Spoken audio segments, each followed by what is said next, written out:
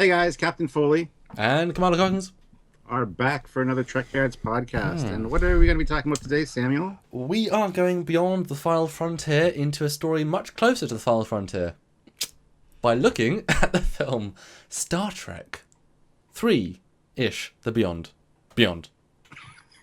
The Beyond. I Yeah. like that. That's really good. Yeah. But no E. But no what? But no E at the end. Beyond. Oh. Ah, yes. Because there's an E sometimes. Sure. Yes. Yes. So if you haven't seen it already, yeah, we're going to have a general discussion at the beginning of this that you can listen to because it's kind of spoiler-free-ish. Oh, yeah. And then we're going to have a big red alert spoiler section where you better tune out if you haven't seen it already. And this will be a multi-part video because there's so much. We are the Trek guys, we're the Trek ship guys, and this film has a lot to talk about, both positive, negative, and dissect. And you're going to go see it again. I'm going to go see it again. And this is sort of both on a first viewing. I saw it the day before yesterday, and you saw it when? Thursday, the day before it officially came out. Yeah. So pretty recently for both of us. Star Trek Beyond. I think it redeemed the franchise, I gotta say, and that's a lot. That says a lot coming from me because JJ verse is not my favorite. Do you mean the Star Trek franchise or the reboot franchise? The reboot franchise? Right. Okay. Yeah, it actually. There were quite a few little. Here you go. We're sorry to all the Star Trek fans. Please love us in that movie, and I think they did a fantastic job doing that. So, good on them. Justin Lin, awesome choice for that. Exceeded my expectations as far as his directing capabilities for a Star Trek film. So, and I pretty much agree with that.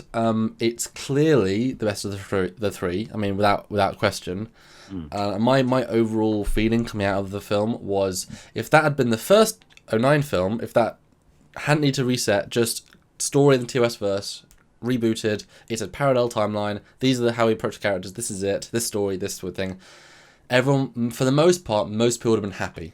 And there would be nowhere near the same amount of negativity because they would not have earned it. yeah.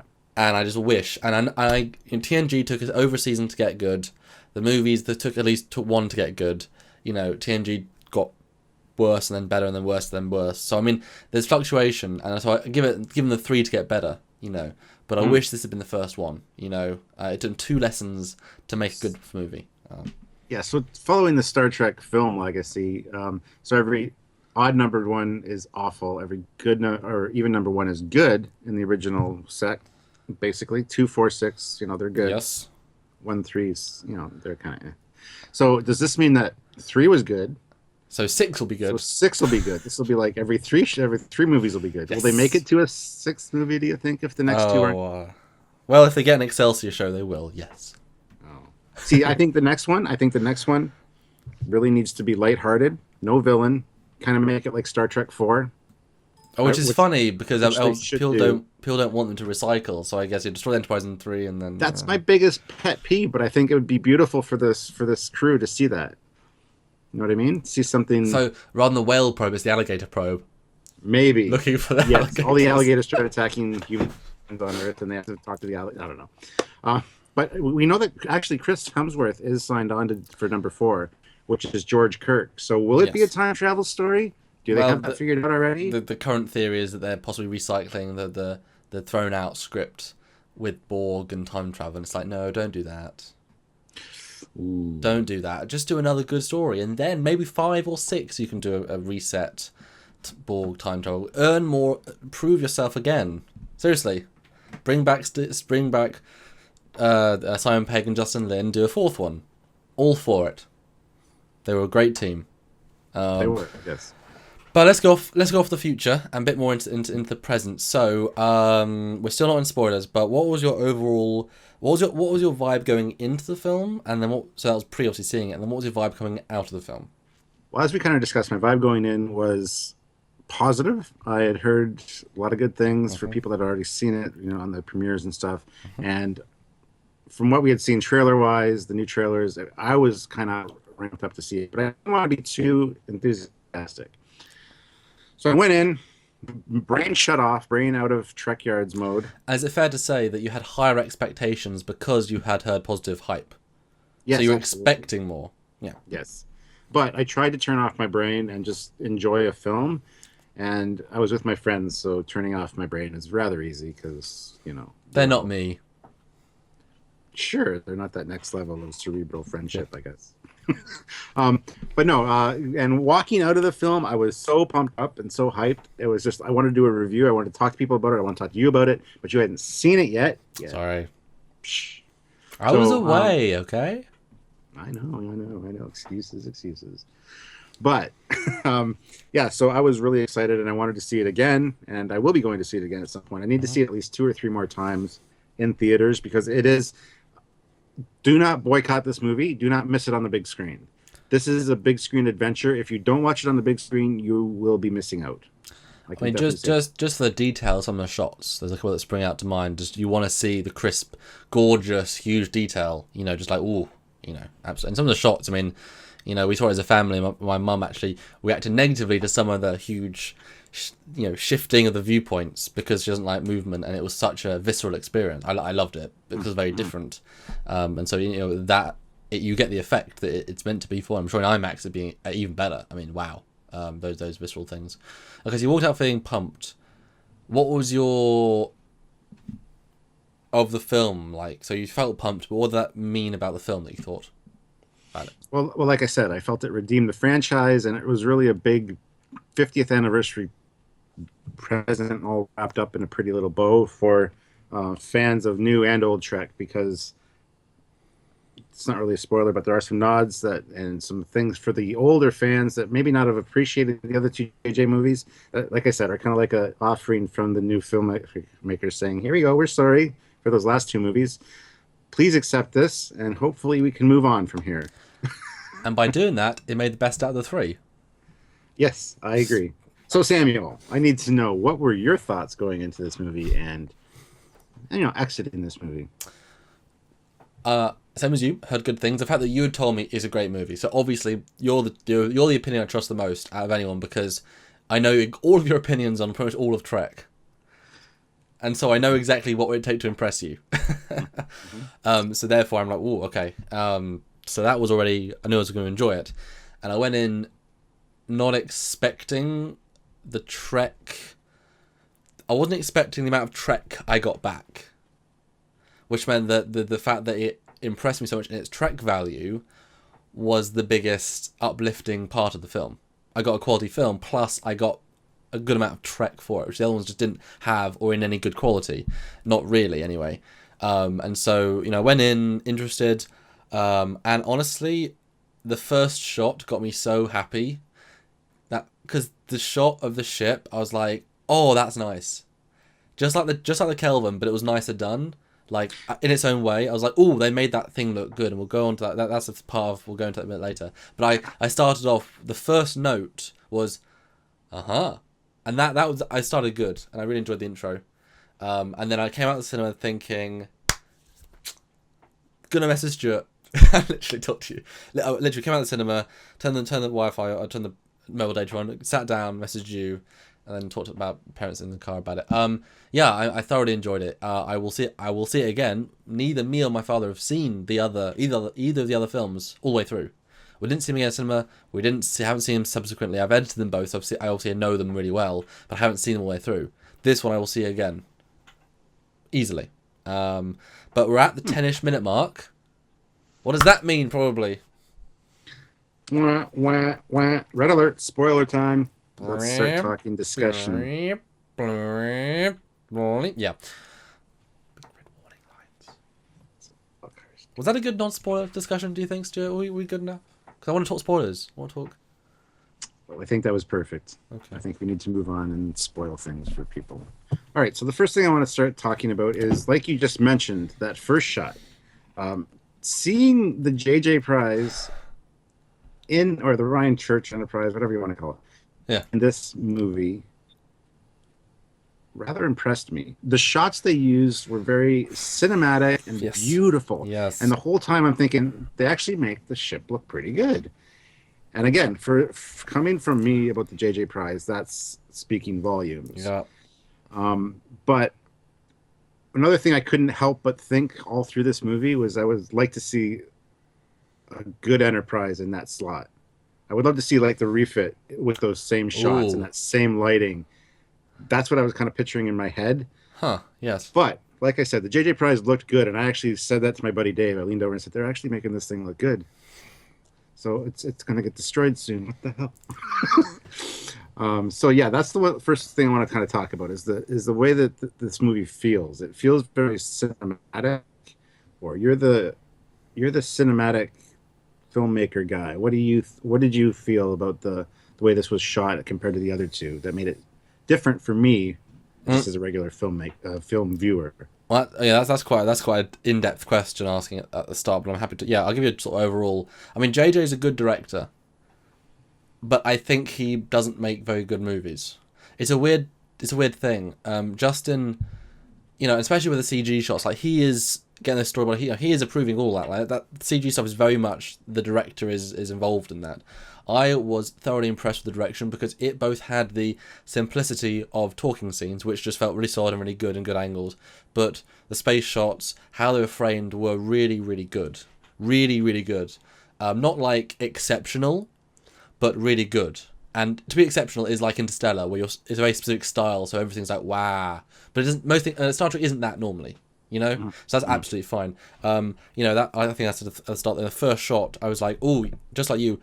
Oh, that's a good shot. That is a nice shot of the ship. I actually liked not only how it looked, but how it felt. And then it comes to the planet, a gorgeous pull away. Like they actually used depth. There wasn't just beep beep beep beep. Like it wasn't just a ship. It was basically, and I think I've heard this before, it's episodic. It felt like this is a story where we get to linger on a few things that are story based, rather than just it's flying here, there. Now we're going to zoom into there, and now we're going to fly off. Like actually, we're going to a planet. Shot of a planet, lovely shot, and now we're going there was actual story beauty shots, and that's what you would have. They're cutaways, bit more episodic, bit more story based, So that was lovely, and then yeah, I absolutely felt that JJ Price. Okay, so going into the film, someone accidentally spoiled for me the end of the movie, the ship at the end of the movie, but the picture I saw had chrome nacelles or chrome plated bastards. So I had a specifically different look in my brain. So when I saw it, I was pleasantly surprised. Like I was actually, oh, okay, that was a bullshit picture. So I was like unhappy that I thought I knew what was going on, the new ship to be replaced with. But I thought, yeah, this JJ Prize, you can shoot it good. Why didn't they do it good in 2 movies? And that's JJ's direction. He doesn't know. It had an element of Trek. Yeah, he doesn't have that Star Trek history. He doesn't have that Star Trek fandom under his belt to know how to shoot Trek. Because there was an elegance to that, and there was a Star Trekiness to that, and it worked better for it. And it was gorgeous. And I mean, that intro scene, because what's interesting about the first film, obviously, it was universe changing. That was the intro. Second film, you had this intro where they're stealing a thing, and volcano didn't make science sense. Wasn't very good, and it was a mission, but it wasn't a good mission. This third one, funny, clever, short, and important to the plot, but not so much that you think at the start that's going to be the device. But it works perfectly good. I mean, to get that and yet feel like he was just excellent intro, and even Marie laughed when they were that small. They're cute. Yeah. Great twist and great alien-y. I mean I didn't like the fact that it was CG, but then it sold it completely when they became small. Just that scene really worked for me because it was very TOS episodic.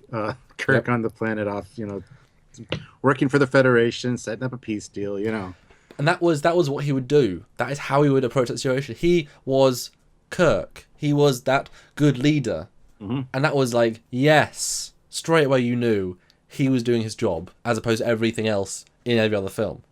And finally he's got years under his belt, but he was doing what he should do. And there was one thing about this film, I didn't feel they did anything stupidly, or plot holes for the sake of plot holes, or coincidences, even though, okay, the device needed is this device, and even though there were, easy things, they weren't forced, they weren't too obvious. It was just narratively flowing seamlessly, and yet still a little bit, but not really. Like, films do that. And so this was an otherwise normal film, rather than, hey, they can transport to the other planet because we need a fight scene there. Yeah. Yeah, I mean, so the intro scene, we both liked it then? Absolutely. I thought it was great. And how are you feeling at that? Because that really got me in a good mood straight away. Yeah. Mm. It's funny because as soon as we saw the Paramount thing, my buddy Dave beside me is like, he does this. Please don't suck. Please don't suck. Please don't suck. So I'm like laughing right away. And then as soon at the first shot, I see the Enterprise coming Just up, and I'm like, oh my God, it sucks already. You know, just because it's me and it's the JJ prize, right? so you actually didn't like the first shot then? Well, for that, as soon as I saw the Enterprise kind of in the distance coming up, I'm like, oh, it sucks already. Just kind of joking, right? And then I just shut up because it was like, oh my God, this actually looks good. And See, then to see just Kirk, yes. And then I got in a good mood as soon as I heard Kirk speaking, talking about a peace treaty, and I'm like, this is Trek. This is 100% Trek, and I got drawn in. So they did a fantastic job just snagging us at the beginning. Yes, absolutely. that was such a just that was a TOS beginning, and then the start of my they're gonna do proper references. I ripped my shirt again. Yes. It's like, oh my God, they get it. Yeah. That is how you do a reference. It's just there. It's TOS or Star Trek, and it doesn't play any part in the story, and it doesn't stand out, but it's funny and it's clever. That is how you should do a referential to classic Trek. And it was just, oh my God, they get it. Mm-hmm. And again, another level of good. Well done, guys. Yeah, absolutely. Yeah, and that's a joke that was appreciated by non-Trek fans and Trek fans alike. Yeah. It was funny, and then the Trek fans are like, well, that has deeper meaning than what you think, guys. So much deep meaning. Yeah, I'm surprised And it's a trickle of blood. the fact and the fact that they're three working together re-established the trifecta. You know, these people and their little dynamic was like boom, straight away. That is exactly what happened. You know, that is again TOS. You nailed it again. You know, it wasn't him beaming. It was just. You can tell that Simon Pegg understood, and he's written good movies, and he just, yes, just straight away I was just loving, and because obviously we'd already watched two of these, we'd had the disappointing whatever happened in '09, and then is that Khan? Is it not Khan? What's happening? And then suddenly we're already loving it. That says something, you know. Yeah, and the little tiny aliens was it was interesting. I didn't see that coming. And then when I saw it, I'm like, that's not really Trek, but that's funny. I like that. I think it's what they would have done if they could have done. Oh, probably, yeah. Yeah. So that's the vibe I got. And a little bit too CG, but the joke was worth it, you know. And it wasn't too out of place. And obviously we can't necessarily go beat for beat in the movie because we've just seen it once. We can't exactly go through the whole thing. So we'll sort of throw out some other things. We'll try to keep this video not mega long. So that was that. What do you think of the story then? Let's go straight into the story, because then the story started unfolding. The story was interesting. It had a few beats from Star Trek 3, which I kind of anticipated. One of the main things for me was approaching space dock and entering space dock. That's true. I hadn't thought about this that. big scene and this fantastic visuals, and they captured that 100% for this film. But interestingly, not in a bad way, not in a ripping off way, I think. No, exactly. It was the same feel, it was the same awe and wonder, but at the same time, this was totally new and something I'm really impressed with the way they did it. So that was cool. Story-wise, I don't know. I do have a few issues with this overall story arc, but you know, there's a few little things that are kind of like, what? Why did that happen, or whatever? But overall, I think it was a good character development story, and like we said, to destroy the Enterprise early on was a good move, I think, because it really took away that unifying factor for the crew, so we could actually see their individuality, and see them. A la Star Trek 4. Yeah, absolutely. I hadn't even thought about that. That's what I'm here for, man. Yes, you. So yeah, I like the story. Do we want to give away? Well, let me throw something at you there. You say you have problems with it. Is it problems like any other movie, or very specific problems, or problems like you have with a story of other Trek movies? On what sort of level is it problems? Just like, yeah, there's a problems, or deep-rooted, those don't work, like Into Darkness. Like, what sort of problem level are we talking about for you? They're just problems that you get associated with every movie. Just little things that pop up in the storyline. You're like, okay, where did that go, or why did that show up, or why is that there? You know, minor little things, and then that's for story, just for an overall story feel. But for a Trek movie, yeah, there are a few other issues, even technical issues that us as Trekyards, I couldn't help but go, okay, that's a problem. But I'm enjoying myself, so I can overlook that. Okay, please throw one at me because yeah. Because I feel we need the movie in front of us. We need the Blu-ray. We need to do a full breakdown of this movie because there's so many things. But throw one of those things at me that you had a Trekyards problem with for our fans. They could not rescue the entire crew of the Enterprise on the Franklin because the Franklin's too bloody small. There's no way that they would all fit unless they were like packed in like sardines. And then we don't see a single crewman after it crashes. Literally, no bodies, no crew when they walk through the halls. Well, afterwards they walk through and they, see on the display it's actually the guy. You don't see a single person apart from the one guy that got drained of life. Surely, if there's however many 100 people, you'll at least see bodies that have died or people walking around. I mean, we didn't see a massive. That's getting too far ahead. I agree with you completely. I mean, the Franklin is a small ship.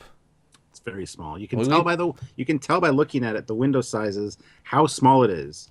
And if you think about that ship size-wise, you're thinking of about 50, 60 crew, maybe. Maybe you could fit, like... 200? Maybe. I think that's pushing it. But yeah, I agree. Even 50 or 60 crew as a regular crew on a long mission would, I think, would be packed on that ship. Like, it doesn't need too crowded. It doesn't need 50 to operate. Let's just say that. It does not need 50 to operate.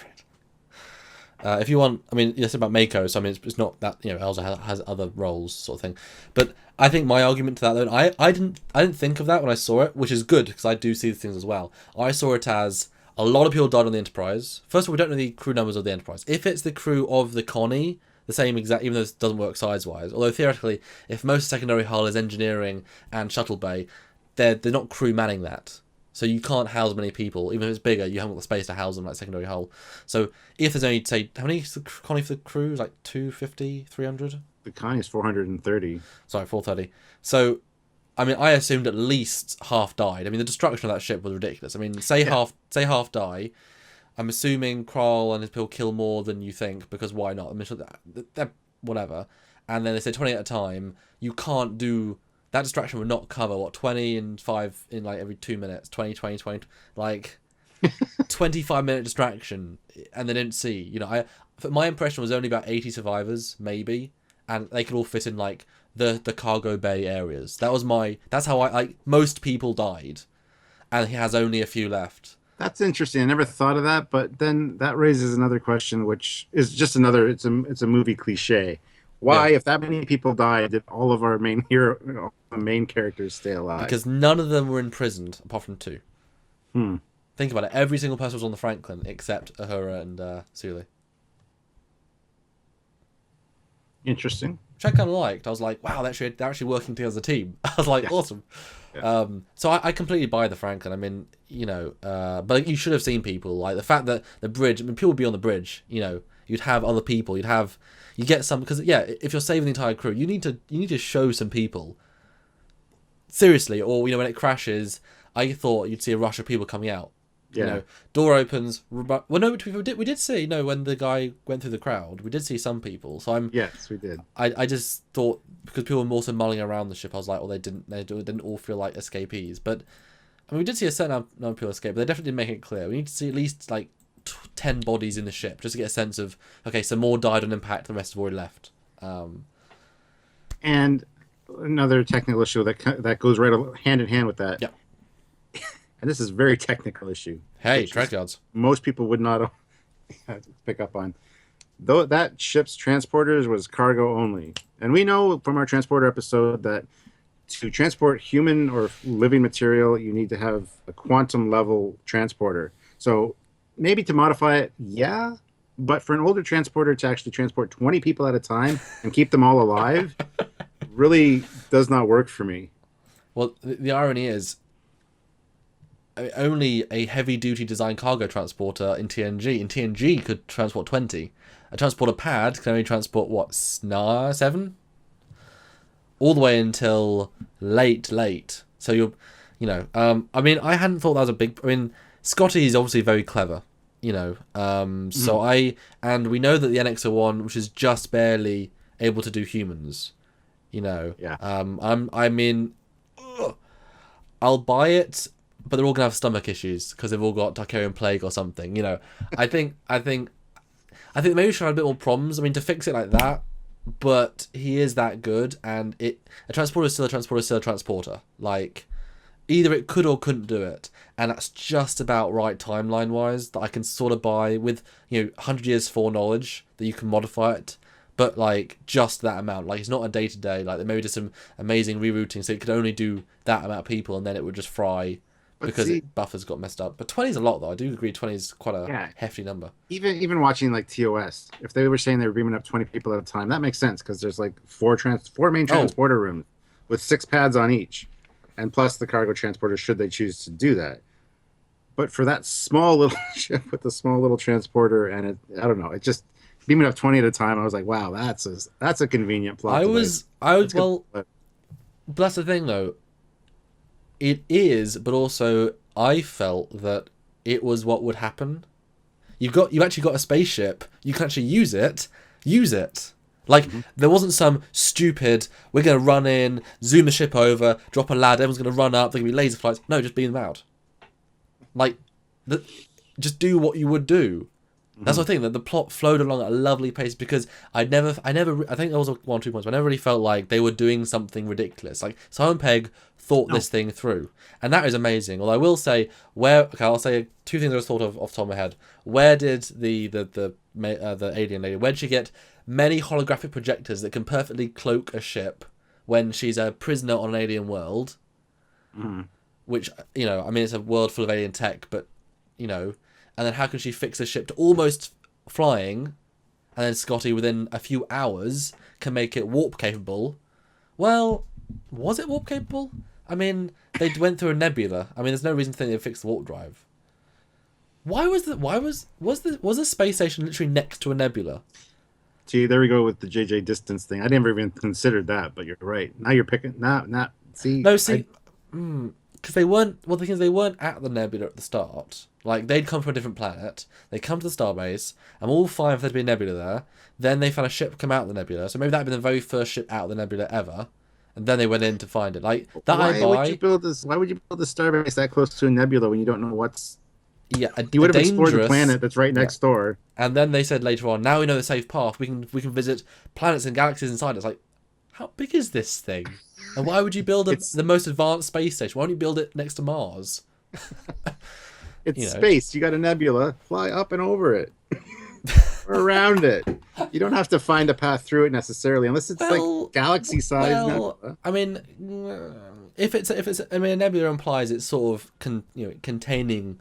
But you're right. I mean, you could obviously traverse it, but you want to go through it because you want to see what's inside it. Like, it's like the Expanse in Enterprise. You can't fly over it. You can't fly around it. Like, you'll just hit the edges. I mean, that's obviously different, and that's an anomaly. It's not a nebula.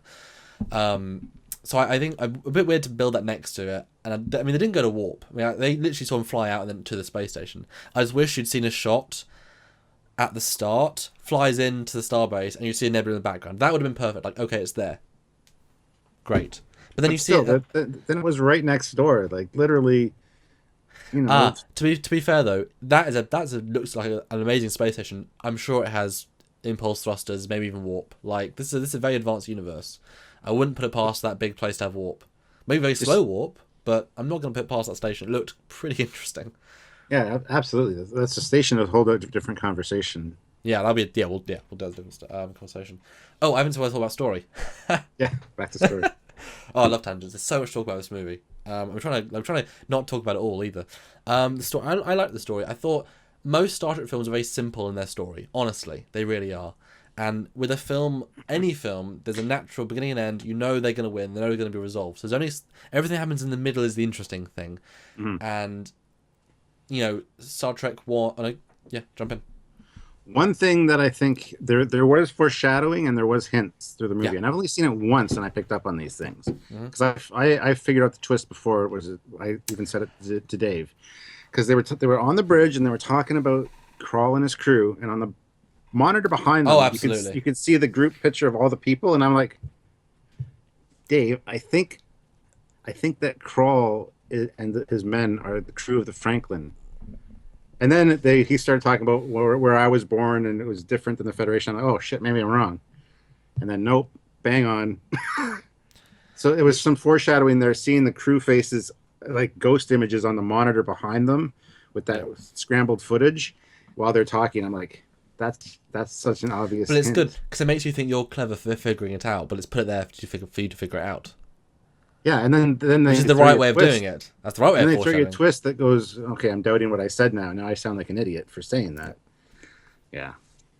Yeah, I for that specifically, I unfortunately someone had told me that he is not who he seems to be, and I was like, bollocks! I'm now expecting him because I remember thinking, well, he said that he has no makeup, so he'll be.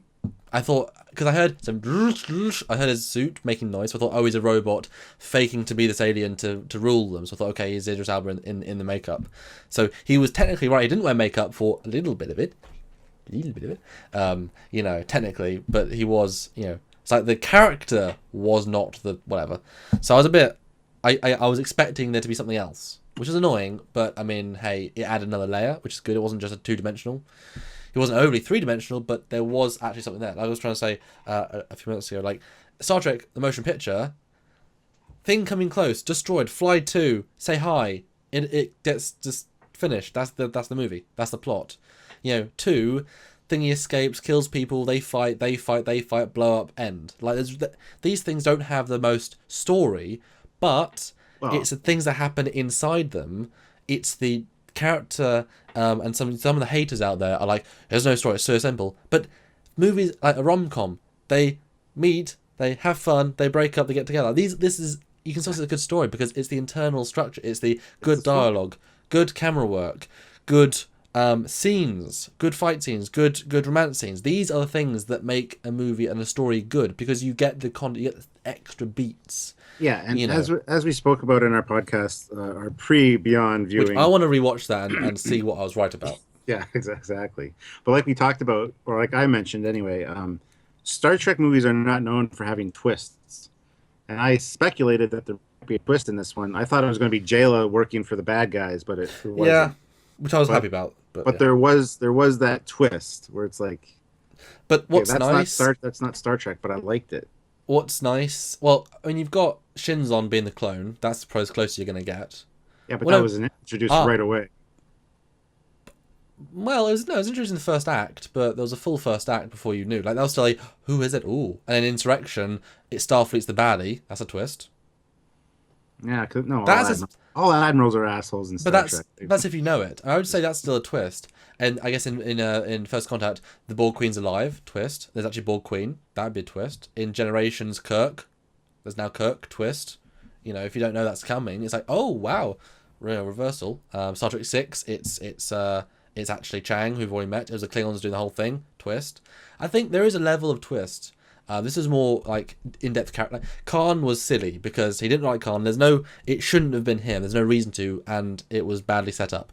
This was basically the same thing, but done well, but it didn't affect the plot. Like, you got everything about him from how he acted, and then the added extra of, oh no, he's a oh wow, like you just added, but it didn't actually change who he was because he wasn't that guy anymore. Like, he was this alien now, really.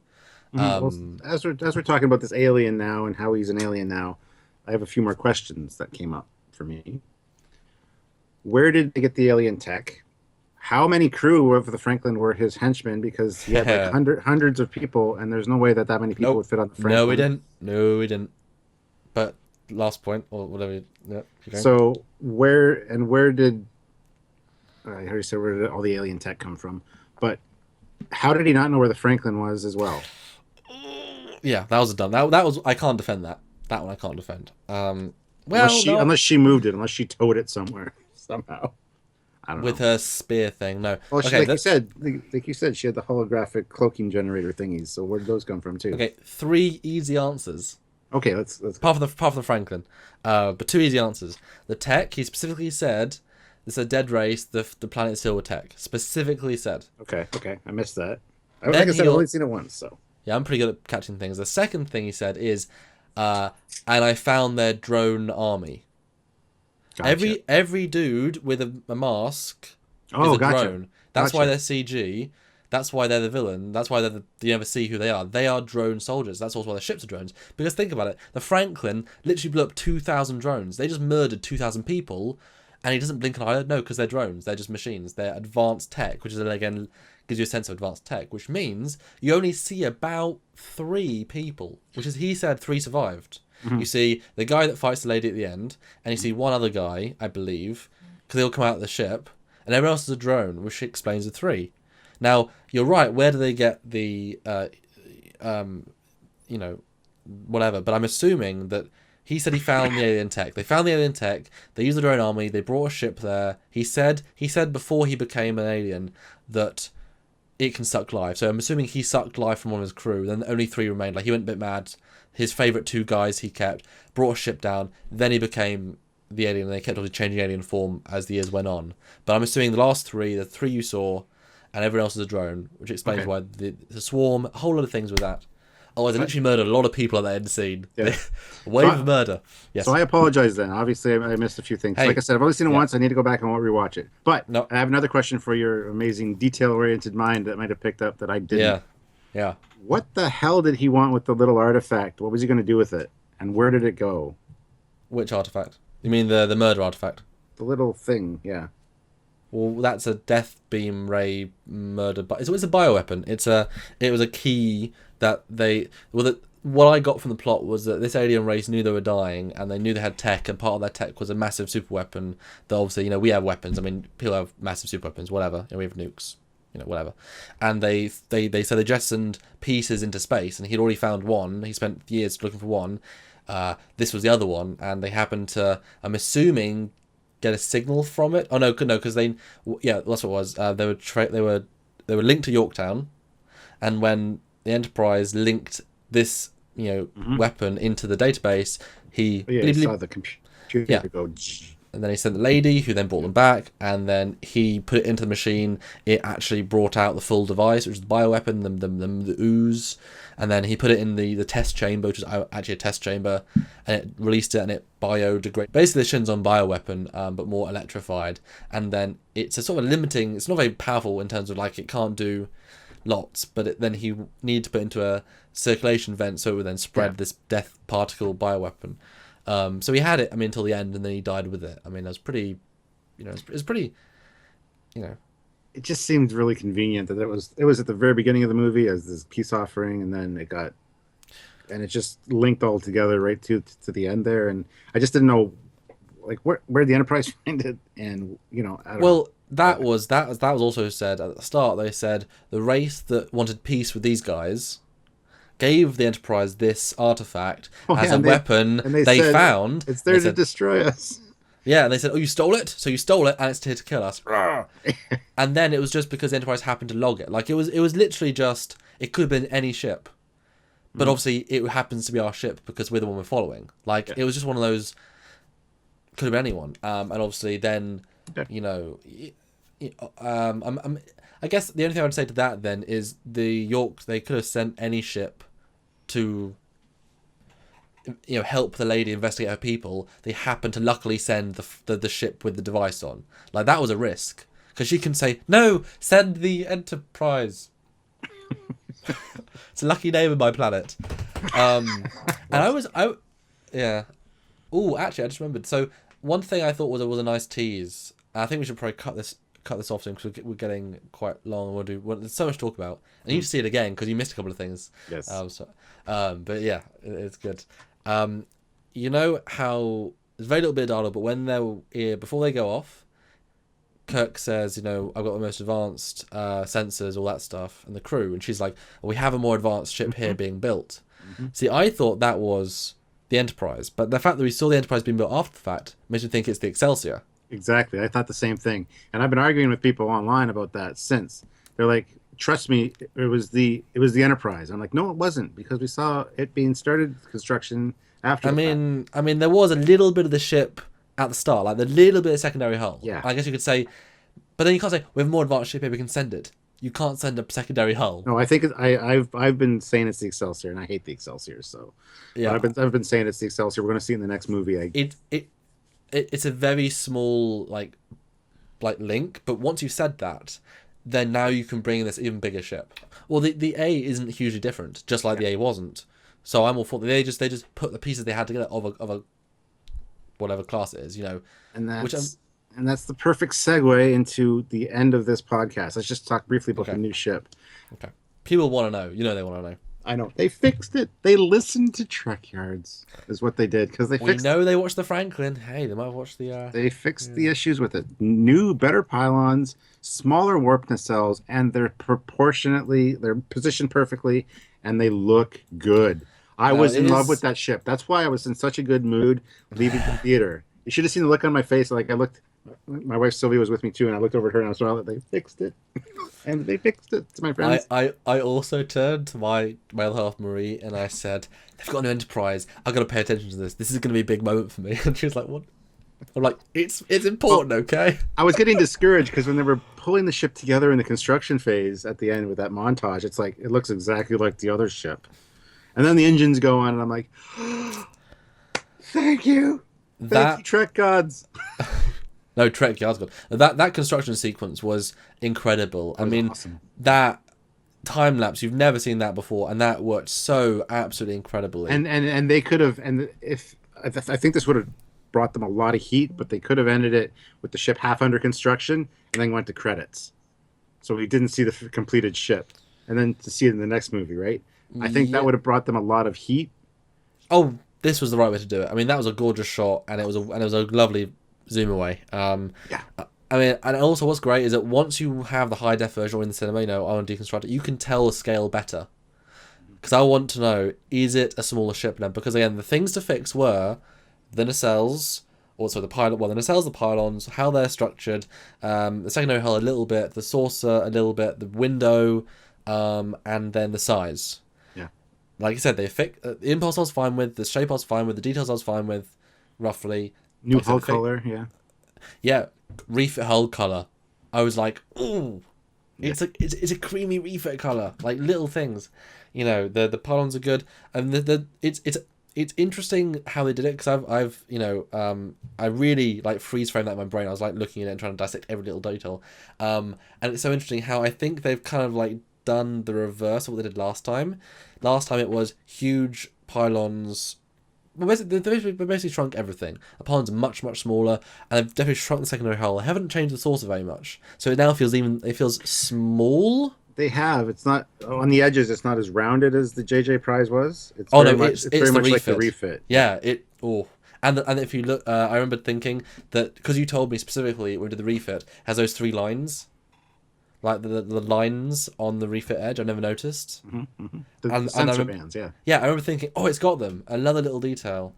And just the hull color, I loved the proportion. It felt a bit like I remember them sloping up, down, like they sloped in. It was kind of the exact opposite. Originally, it was bulky at the front, then gone down, but now it's like normal at the front, then going smaller. I think they've gone for like a.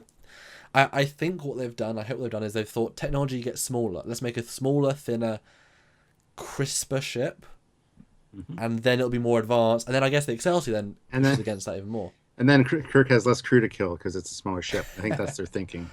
And I didn't see this at the time, but I want to know, is there a window or not? Because the shot's difficult to see, but you would see a window, and I don't remember seeing a window, and that would be such a nice fix if they took that away, because then you can say all the old ships have that aesthetic. Moving into the new era, no window, or even better still, no window. But guess what? Oh look, we've cleared the armor. Now got holographic fake window. It's still a window for visual, but you know what? It closes. It becomes holographic. You've got But both. but having said that, during the movie, I even turned to Dave and said that I knew that window would come in handy one day because they used it to slide out of the bridge. See, Which if it is great. wasn't there, they would have been screwed. They would have been. That was screwed. great. That was absolutely great. That was well, yeah, that worked. It made three films justifiable of having bloody windows. Yes, it was there for a reason the whole time, and we didn't even know it. Simon Pegg, man, he played the long game there, didn't he? Yeah, did. So Ryan, window, third film, glass, Okay. 3 phaser bolts. Another thing I got to mention real quick. Okay. Because this is the end, and if you're a detail man, did you see the green hand in the credits? No, you didn't, did you?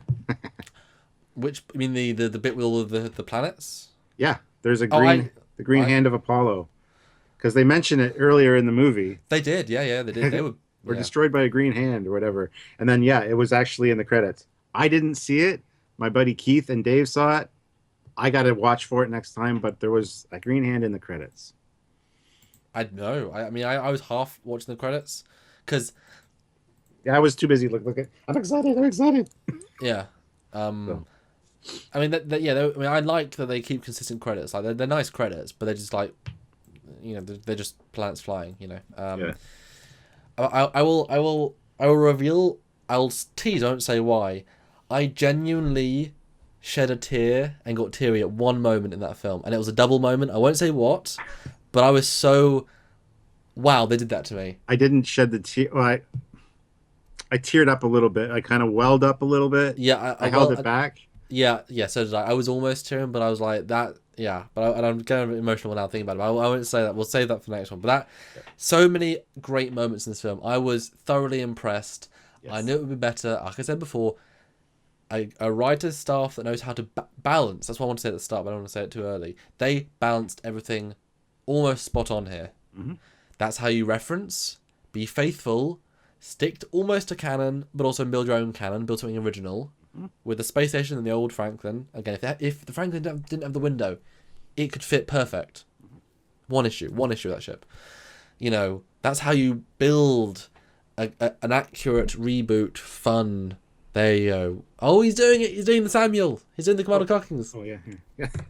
Do the cockings. Dun, dun, dun, dun, dun, this is sleek. Dun, dun, dun, dun, dun, dun, dun, dun, dun, dun. Orange Bassards. We did it, Stuart. We got them orange Bassards because they're blue originally, and we got them orange Bassards. Yes, fans did, and we fixed the new Enterprise too. Yes, we did. Trekyards. No, yeah, like I say, that is how you do a balanced reboot, faithful movie. That I think even if it makes less at the box office because the previous film was a disappointment, not because of its own. It is a better quality film in every respect. I'm serious. Across the board, which means it will be remembered more, enjoyed more. So when it comes to Blu-ray, DVD. The long-lasting value, it'll earn more in the long run, guaranteed. Just because it's a better movie, and better films do better than the last two, which are now more forgettable and more whatever. It will do better, even if it gets less at the box office. The next one will do better now overall because it is a better film. Get Simon Pegg again, get Justin Lin. They really, come from Fast and Furious to that. That was a great, that was not Fast and Furious in space. That was not. No. I am sorry. Not. And I'm excited that they're doing a fourth one now. But I want to talk more about that in the next, when we talk about the little next week thing that on made Trekyards. The thing that made us tear up, and a few other things, and the future of the franchise. I think we'll talk about next time. Yes. I have some ideas. And we both saw the film. We'll both have seen the film hopefully again, so we can go into more depth and make some more notes. I think we don't really go in this one with notes. We just sort of said a few things. But go see Beyond. I know a lot of you guys are waiting to see what we thought. Go see Beyond. Enjoy it. Yes. It is more than just an action film in space. It really isn't just an action film in space. Don't expect the best story, but it's certainly better than 5, certainly better than Generations, certainly better than story-wise. I mean, it story-wise, it's. I don't like when people say 09 is one of the best Star Trek films. It really isn't. No, it's a good film.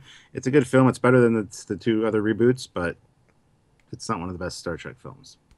I mean, there's different levels, and unfortunately, especially with younger people like me, I suppose. But looking back at the old films, you look at Star Trek 5 with the bad CG, because it was a bad CG company. Like you say, oh, CG is a 3 out of 10, story is 3 out of 10.